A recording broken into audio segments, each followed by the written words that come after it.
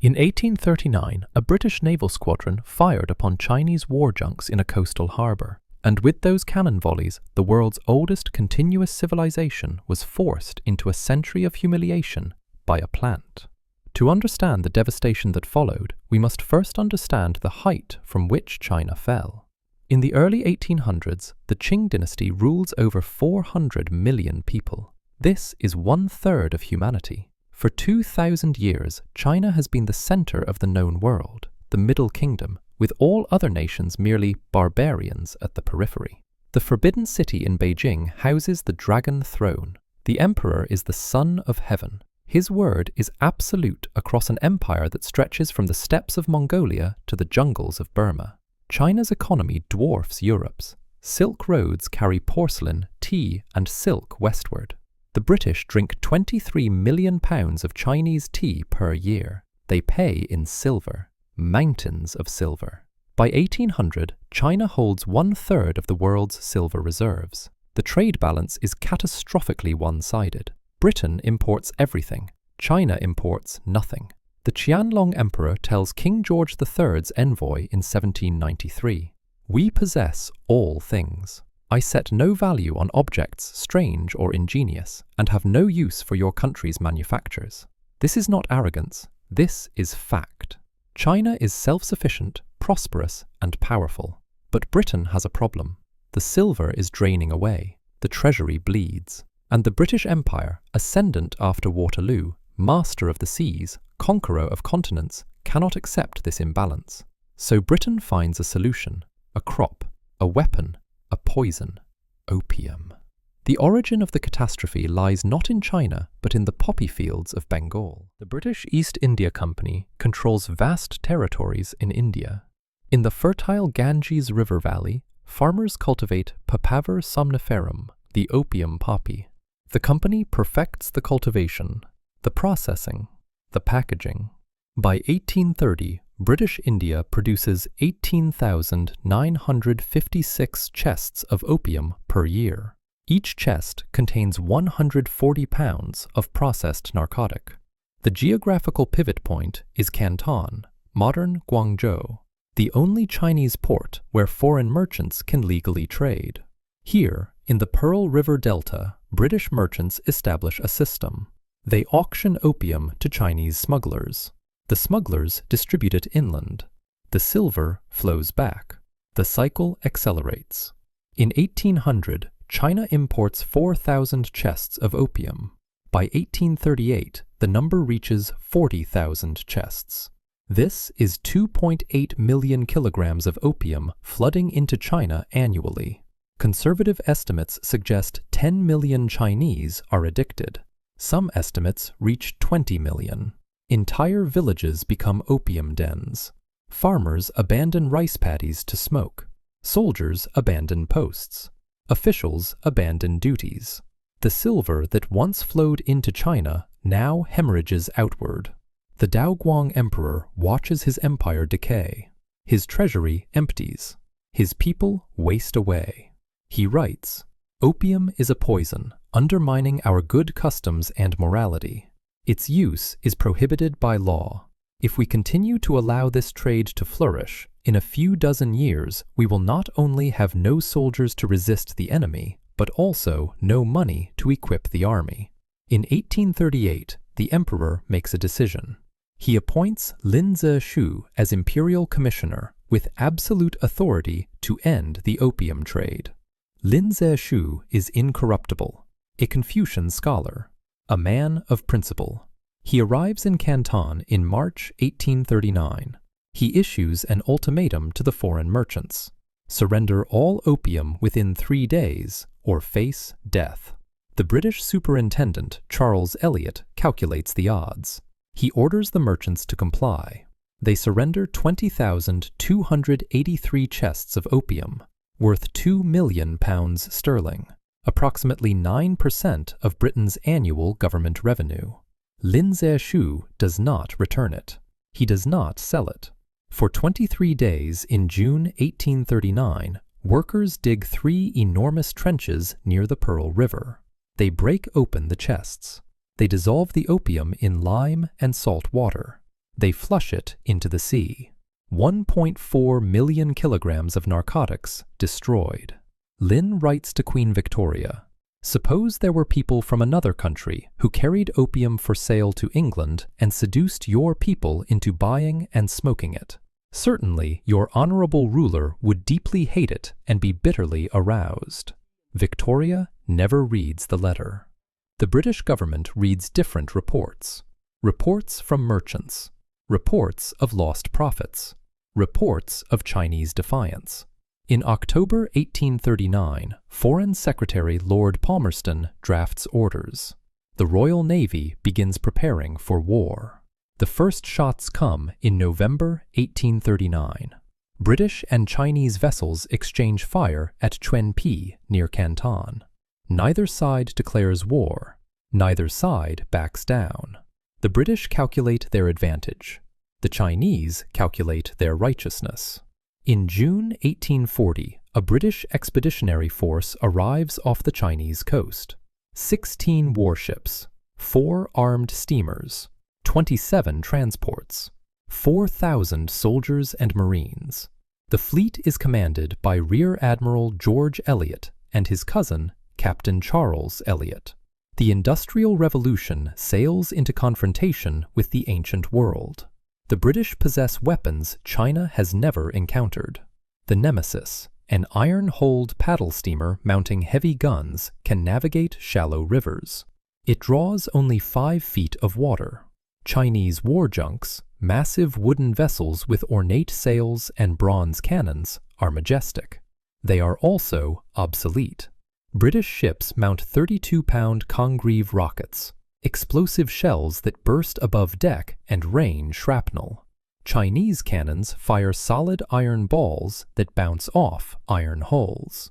The British strategy is surgical. Avoid Canton. Strike north. Blockade the Grand Canal. Threaten Beijing's food supply. Force negotiation. The fleet sails up the coast. In July 1840, British forces seize the island of Zhoushan, controlling the approach to Shanghai and the Yangtze River. Chinese defenders fight with matchlock muskets and medieval weapons. British Marines carry percussion cap rifles and discipline. The battle lasts hours. Chinese casualties exceed 500. British casualties, minimal. The Daoguang Emperor, isolated in the Forbidden City, receives confused reports. His advisors tell him the British are barbarians, easily defeated. He believes them. He does not comprehend that Britain has fought Napoleon, that British industry outproduces China's, that steam power has changed warfare forever. The emperor appoints Qi Shan, a more conciliatory official, to negotiate. Qi Shan meets Elliot in January 1841. They draft the Convention of Chuen Pi. China will pay 6 million silver dollars. Cede the island of Hong Kong. Resume trade. Both governments reject it. The Daoguang Emperor considers it humiliating. The British government considers it insufficient. Palmerston dismisses Elliot, sends a new commander. The war escalates. In 1841, British forces strike deeper into China. In May, they storm the Bogue forts guarding Canton. The Nemesis leads the assault. Its rockets ignite Chinese powder magazines. Explosions tear through stone fortifications built in the Ming Dynasty. The forts fall in 3 hours. British forces advance up the Pearl River toward Canton. Chinese General Yi Shan assembles 45,000 troops. He deploys them outside the city walls. On May 24th, British forces attack. They number fewer than 2,500. The battle is asymmetric. British artillery fires explosive shells. Chinese troops charge with swords and spears. They are brave. They are slaughtered. British forces suffer 15 casualties. Chinese casualties exceed 2,500. Canton ransoms itself. The city pays $6 million to prevent destruction. British forces withdraw, but keep the money. The campaign moves north. In August 1841, British forces assault Xiamen. In October, they seize Ningbo. The pattern repeats. Chinese defenders fight with courage. British firepower overwhelms them. The casualty ratios are grotesque. For every British soldier killed, dozens of Chinese die. The war reveals a terrible truth. China's military, vast on paper, is hollow. Corruption has rotted the system. Generals embezzle funds meant for weapons. Soldiers train with wooden rifles to preserve gunpowder for sale. The Green Standard Army, China's main military force, numbers 600,000 on official rolls. Perhaps 200,000 actually exist. Of those, few have functioning weapons or training. The Daoguang Emperor issues desperate edicts. He commands his generals to destroy the British. They fail repeatedly. He cannot comprehend why. His world view cannot accommodate the possibility that the barbarians might be militarily superior. In 1842, Britain sends reinforcements. The expeditionary force swells to 25,000 troops. In May, they begin the Yangtze campaign. The objective is Nanjing, the southern capital, the symbolic heart of the empire. The fleet steams up the Yangtze River. No Chinese force has ever sailed upstream against the current with such speed. The iron-hulled steamers ignore wind and tide. They are unstoppable. In June, British forces assault Wusong, the fortress guarding Shanghai. Chinese commander Chen Huacheng, a 70-year-old general, refuses to retreat. He stands on the fortress walls as British shells demolish them around him. A shell cuts him in half. He dies at his post. His soldiers scatter. Shanghai falls the next day. The British advance upriver. In July, they reach Zhenjiang, a critical city controlling the Grand Canal. The city's Manchu garrison, the elite 8 Banners troops, fight to the death. When the walls are breached, officers commit suicide rather than surrender. Women and children throw themselves into wells rather than face capture. The city burns. Thousands die. British casualties at Zhenjiang total 39 killed and 129 wounded. Chinese casualties are uncounted. Thousands, perhaps tens of thousands. By August 1842, British warships anchor below Nanjing. Their guns point at the city walls. The ultimatum is clear: negotiate or be destroyed. The Qing court faces annihilation. The emperor has no options. His treasury is empty. His armies are defeated. His capital's food supply is threatened. On August 29, 1842, Chinese commissioners board HMS Cornwallis to sign the Treaty of Nanjing. The terms are devastating. China pays 21 million silver dollars in reparations, cedes Hong Kong Island in perpetuity to Britain, opens 5 treaty ports to British trade: Canton, Xiamen, Fuzhou, Ningbo, Shanghai, fixes import tariffs at 5%, grants Britain most favored nation status, abolishes the Canton monopoly system. The treaty does not mention opium. Britain does not demand legalization. They do not need to. With ports open and tariffs fixed, smuggling becomes easier. The opium trade accelerates. It is a mistake to think of the Opium Wars as purely military conflicts. They are social catastrophe. In the villages of Guangdong Province, a farmer named Chen works his rice paddy. He is a composite of millions. His grandfather smoked opium occasionally, a luxury. His father smoked daily, a habit. Chen smokes constantly, an addiction. He sells his land to buy opium, then his tools, then his children. By 1842, his family starves while he lies in an opium den, chasing the dragon, burning his life away one pipe at a time. The opium dens proliferate. In Canton, entire streets are dedicated to the trade. Merchant houses have opium rooms in the back. Respectable establishments for respectable addicts. The poor smoke in hovels, sharing pipes, spreading disease. The smoke is sweet and sickly. The atmosphere is thick with vapor and despair. A Chinese official named Yuan the Hui writes in 1838, "Opium is a flowing poison. It leads to poverty, weakness, and death. Families are ruined, and the country is impoverished. The harm is difficult to describe in words. But the harm is not evenly distributed. The Manchu Eight Banners, the elite military caste, suffer disproportionately. These are the descendants of the warriors who conquered China in 1644. By 1840, opium has destroyed their martial culture. Officers pawn their armor to buy drugs. Soldiers are too weak to draw bows. When British forces attack Zhenjiang, many Eight Banners troops are physically incapable of fighting. Addiction has achieved what centuries of peace could not. It has unmanned the empire's warriors. The economic cost is equally catastrophic. From 1800 to 1840, China's silver outflow totals approximately 100 million taels, roughly 3,750 tons of silver. This is not just money. Silver is China's currency. As silver drains away, its price rises. Farmers pay taxes in silver but sell crops for copper. The exchange rate destroys them. Rice harvests that once paid the tax now cover half. Farmers borrow. They default. They lose their land. Rural China descends into crisis. The military casualties are comparatively small but symbolically enormous. Estimates suggest 20,000 to 25,000 Chinese military deaths during the First Opium War. British military deaths total fewer than 500 in combat. Disease kills more. The disparity is humiliating. But the deepest wound is psychological. For 2 millennia, China has been the center, the superior civilization, the model for all others. The wars shatter this worldview. How can the barbarians win? How can the righteous lose? How can heaven permit this? The scholar Wei Yuan writes in 1842, "These barbarians are good at shipbuilding and gunnery. We should learn their strong points to attack them."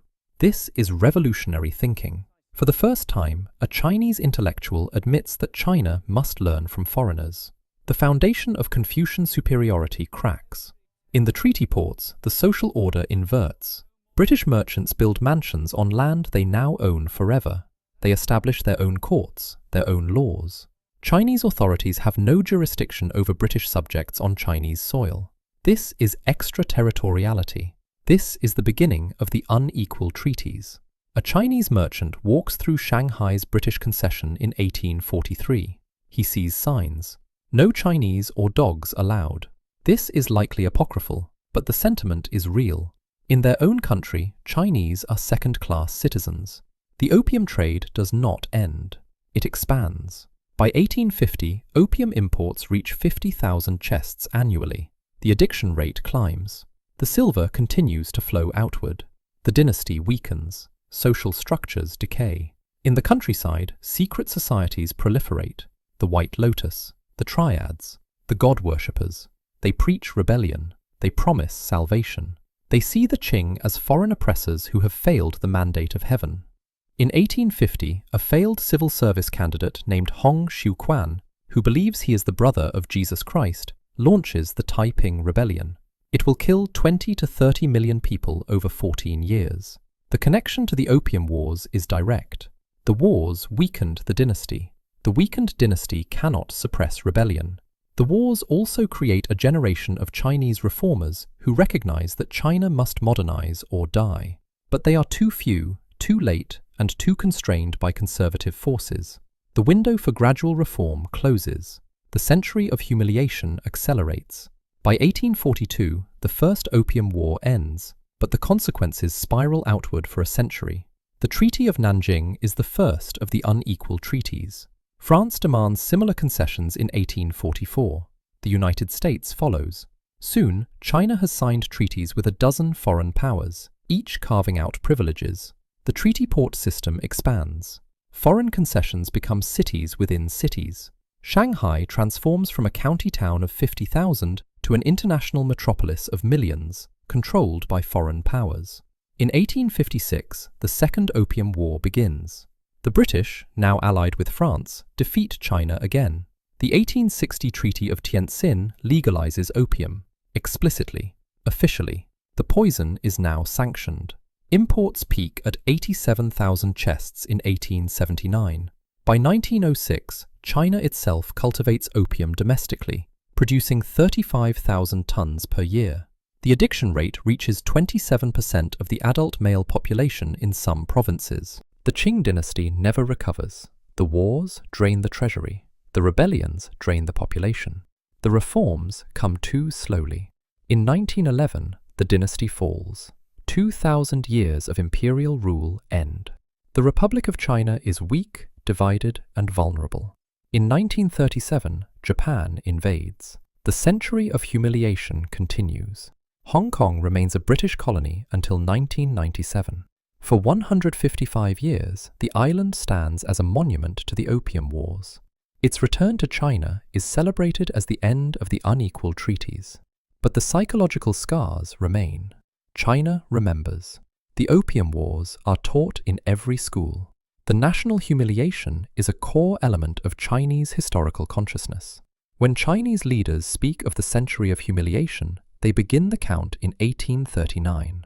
The wars define modern Chinese nationalism, the determination to never be weak again, the suspicion of foreign powers, the drive for self-sufficiency.